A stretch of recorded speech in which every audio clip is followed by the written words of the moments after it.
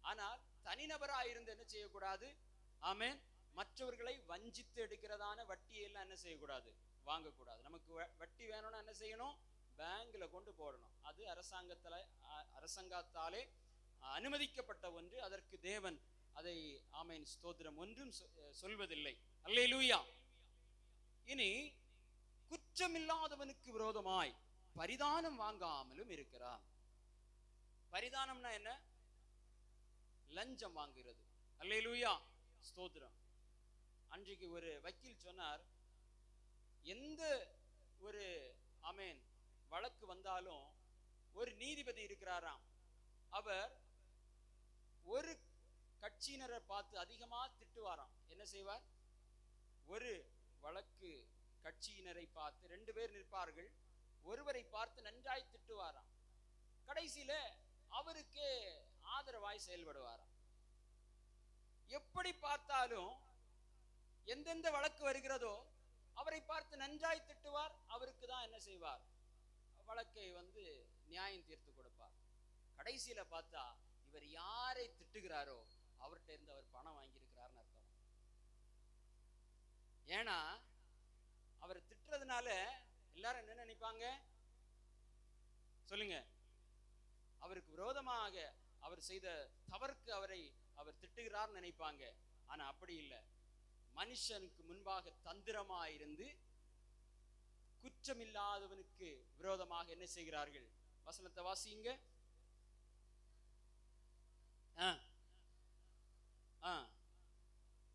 அல்லேலூயா. பரிதானம் நீதியை என்ன செய்யுமா? அது மாற்றி போடும். அல்லேலூயா. எனவே நீங்களும் அப்படிதான். உங்களுக்கு வேண்டியவர்கள் தவறு செய்தா தவறு என்று சொல்ல வேண்டும். ஆமென். அல்லேலூயா. தவறை தவறென்று சொல்ல வேண்டும். அதுல உங்களுக்கு நஷ்டம் வரலாம், உங்களுக்கு வேற எதுவும் கஷ்டம் வரலாம். அவர்கள் வேண்டியவர்கள் என்று சொல்லி அந்த நியாயத்தை குழப்பக்கூடாது, அதை புரட்டி போடக்கூடாது. அப்போ தன் பணத்தை வட்டிக்கு கொடாமல் இருக்கிறவன், பரிதானம் வாங்காமல் இருக்கிறவன், கர்த்தருக்கு பயந்தவர்களை கனம் பண்ணுகிறவன், தன் நாவினால் புறங்கூறாதவன், தன் அயலான் மேல் சொல்லப்படுகிற நிந்தையான பேச்சை எடுக்காமல் இருக்கிறவன், நீதியை நடப்பிக்கிறவன், உத்தமமாய் நடக்கிறவன், மனதார சத்தியத்தை பேசுகிறவன் கர்த்தருடைய கூடாரத்திலே தங்குவான். அல்லேலூயா. அல்லேலூயா. நீங்களும் நானும் இந்த 15வது சங்கீதத்தில் சொல்லப்பட்டிருக்கிறதான எல்லா விதமான இந்த கற்பனைகளின்படியாக நடந்தால் நிச்சயமாகவே பரிசுத்த பர்வதத்திலே வாசம் பண்ண முடியும். அல்லேலூயா. அல்லேலூயா. தேவன் நம்மை இந்த வார்த்தைகளினாலே ஆசீர்வதிப்பாராக. இப்போது சாட்சிக்காக யாராவது இருந்தால் சொல்லலாம்.